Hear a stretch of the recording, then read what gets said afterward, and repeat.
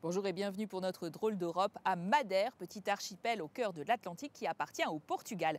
Ce Portugal qui votait le 6 octobre dernier pour reconduire au pouvoir un certain António Costa, le socialiste. Or, il est depuis 2015 à la tête d'une coalition à gauche toute, ce qui donne véritablement à réfléchir au reste des sociodémocrates en Europe. Il a bénéficié d'une vraie embellie économique avec un chômage qui a chuté à 6,5%, 2 fois moins qu'au pire de la crise. En effet, une croissance qui a repris à 1,7% et en plus, il est rentré dans les clous du pacte de stabilité voulu par Bruxelles.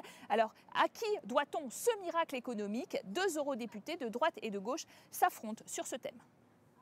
Nous sommes en compagnie d'une eurodéputée socialiste, Sara Cerdas. Bonjour. Bonjour. Est-ce que vous diriez que ce gouvernement d'António Costa, qui est effectivement composé avec un bloc des gauches, a produit un miracle économique? Pendant les 4 dernières années où António Costa et le Parti socialiste étaient au pouvoir ici au Portugal, on a connu une véritable croissance économique, avec une économie en bonne santé,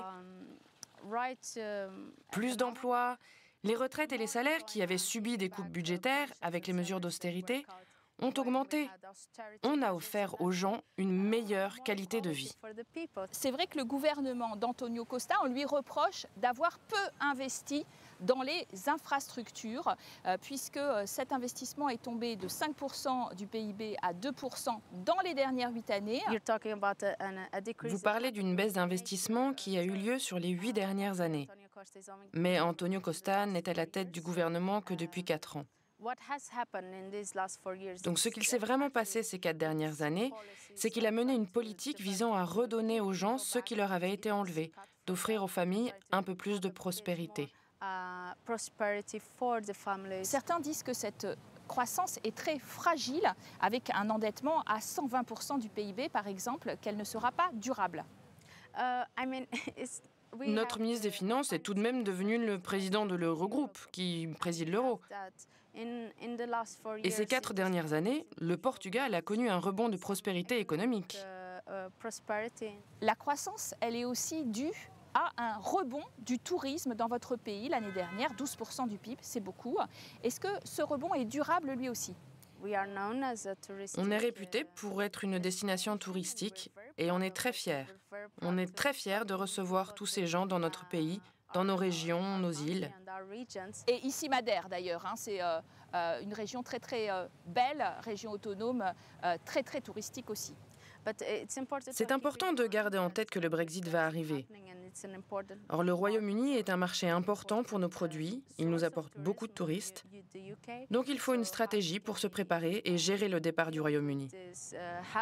Et pour poursuivre sur ce paysage politique portugais, nous sommes aujourd'hui en compagnie de Cláudia Monteiro de Aguiar. Bonjour.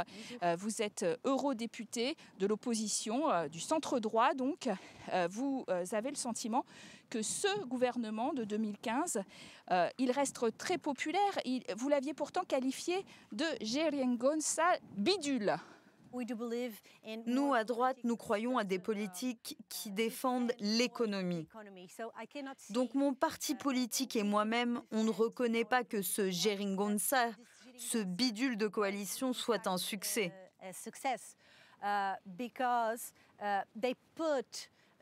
Parce que tout ce qu'ils ont fait durant ces 4 années, c'est mettre des petits pansements sur certaines zones de notre économie. Mais ils n'ont absolument pas opéré les réformes structurelles dont nous avions besoin pour notre pays. N'oubliez pas que le Portugal a bénéficié d'une croissance économique sans précédent. Le tourisme y est pour beaucoup. C'est un secteur, une industrie qui a un énorme impact sur l'économie de notre pays. Notre économie ne s'est jamais aussi bien portée et c'est grâce à lui. Mais à côté de cela, le gouvernement Costa a échoué à retenir les jeunes, à développer les entreprises. L'investissement est encore trop bas et nous avons également de gros problèmes avec notre système de santé. Pourtant, on parle de miracle économique. Non, avec le gouvernement d'avant Costa, qui était une coalition de centre-droit, Nous avons mis en place des réformes structurelles.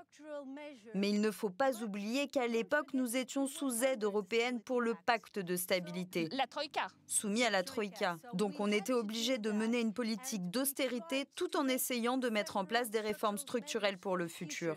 Le test de vérité sera pour la prochaine mandature d'António Costa, car le Portugal est passé de 10 700 000 à 10 300 000 habitants en 10 ans. Il se vide donc de sa population. Pour mesurer la confiance des jeunes en l'avenir, il faudra voir s'ils adhèrent véritablement au programme subventionné Rentrée. Et alors, on pourra parler d'une drôle de social-démocratie dans notre drôle d'Europe plutôt conservatrice.